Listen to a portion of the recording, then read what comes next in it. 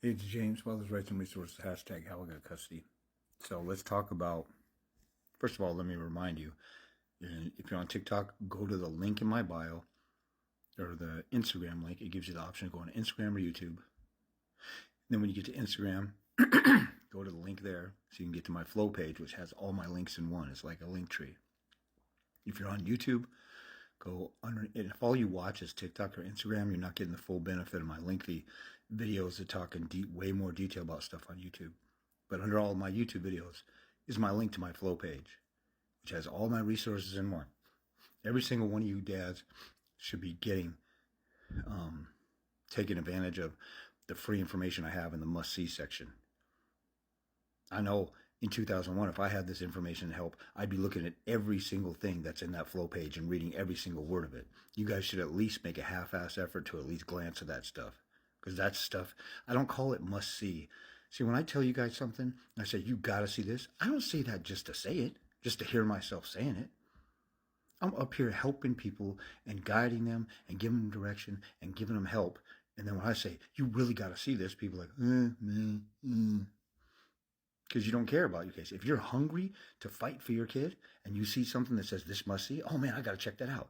And then if you check something out and it turns out you didn't need it or whatever, then oh well. If you keep checking out stuff that looks like you need it, you'll eventually stumble across the stuff. Like the stuff that I found and the links that I have and the things that I found, a lot of times it took me hours and hours, or I stumbled across it in the midst of spending weeks and months and years doing this stuff. I'm saving you guys countless hours of doing this stuff. That's why when somebody craps on my time and says, oh, well, how come you're charging people for your one-on-one consultations? You should be doing it for free because guys are suffering. Oh, yeah? People in a house that's on fire are suffering. People that are victims of a burglary are suffering. People who have cancer are suffering. People who have mental illness are suffering. People who need education and need training to get a better job are suffering.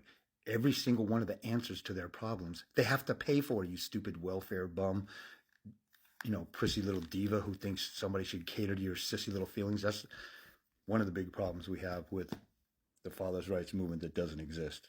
It's filled with men like that. So anyway, check out all my resources. Now, back to this. Do not create a paper trail of everything that you think about your baby's mom and every opinion and every argument. Even if you're right, do not text, write, leave voicemails saying, if you do this, this is going to happen. Or if you do this, my baby's mom tried to get a restraining order because I said, we were arguing over my right to see my kid. I'm talking to her over the phone. I said, if you keep withholding my kid from me, this is going to get ugly. Now, I would never leave a paper trail saying that, but she turned that into a threat. And I really meant it's going to go to court and get ugly. I've seen some guys that say, you keep my kid from me, heads are going to roll. In that case, that was interpreted that he was threatening to kill her and he got a 5-year protection order. That was stupid. Why? And you don't need, some of you guys are like, well, I didn't know because you know better than me. You're smarter. You've been through the legal system. No, I never, as soon as my baby's mom said, I'm abusive, I can't deal with him stuff, I never contacted her after that. Not once. I have not initiated contact with her in 23 years because I cared enough about my relationship with my daughter to say, look, I'm going to have to hold off my anger. I'm going to hold off on this. I'm not going to try and win this argument and win that argument. I'm going to have to be patient and slow down and wait till I go to court. If you are arguing with your baby's mom and telling them you're stupid, you're ugly, you're fat, you're a hoe, you're a manipulative little psychotic witch, you're a criminal, and all this stuff, and she has control of the kid, and the system is anti-father and biased, you don't even have to know that to know. Like, even dumb criminals are smart enough to not leave a trail or a threat. Now, there's some real stupid criminals who don't, but there's plenty of criminals out there. They're dumb enough to lead a life of crime, but they still will clean up their trails, and they won't leave a trail of a threat or a letter saying, hi, here I am. I'm the guy who robbed you, and this is where I live, and here's my address and stuff like that.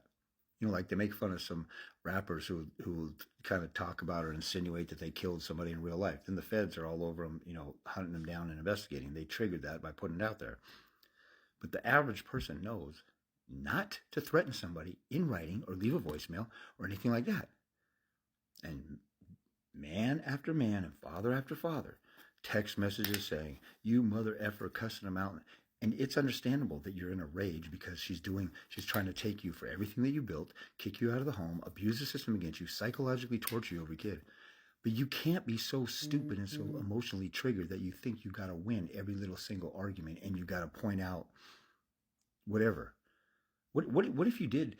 What if you did get in an argument and say, "You stupid, dumb biatch, blah, blah, blah," and it was talking crazy to your ex?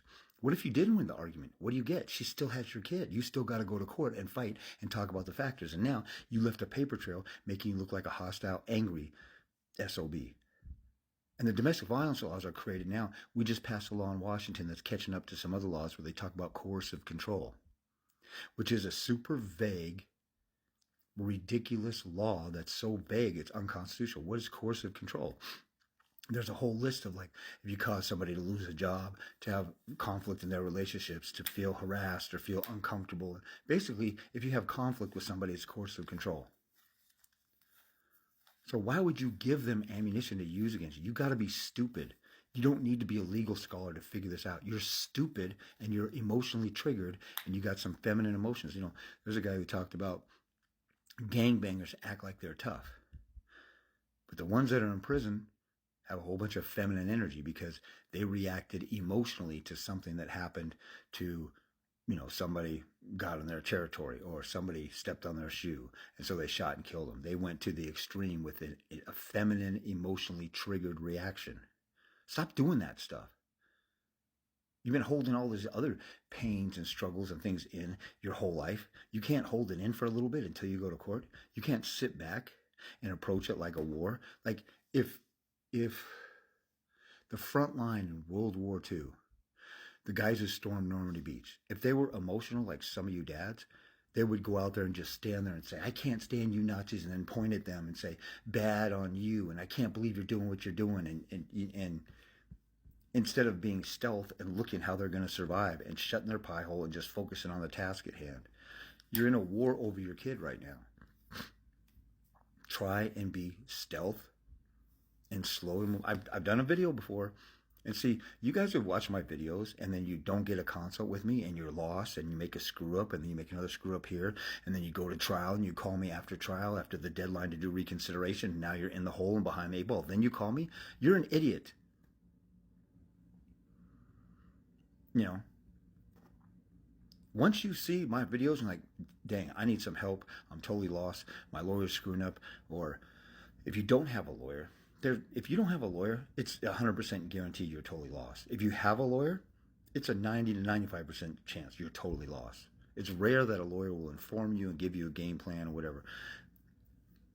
I mean, it's close to 100% of the guys that call me say my lawyer didn't do jack squat. They said, sit here, just wait, and all that stuff. And think about this. And you guys should ask your lawyer this. Did you guys become lawyers to sit back and just roll with whatever the system is? How come you don't have any balls to actually stand up for something? You say, "Oh, well, the judge is biased. The system's biased. You're not going to win because you have a vagina," and all this other stuff. Why don't you try and like get a victory and change the system or do something different? Don't you have the balls to do that? You should challenge your attorney. Why the hell are you telling me this is the status quo? If Martin Luther King and Malcolm X said, "This is the status quo, Jim Crow laws, it's just the way that it is," we would have never heard of them. If everybody was a pussy like you're being, nothing would have ever changed. The women in the women's suffrage movement have more balls than you guys. Women got, when women were marching in the early 1920s, they got stuff thrown at them. They got spit on and all that other stuff, just like Jackie Robinson or, other black athletes integrating into whatever. Japanese got made fun of during World War II. Everybody thought they were Japanese spies. There's all kinds of different examples I could give.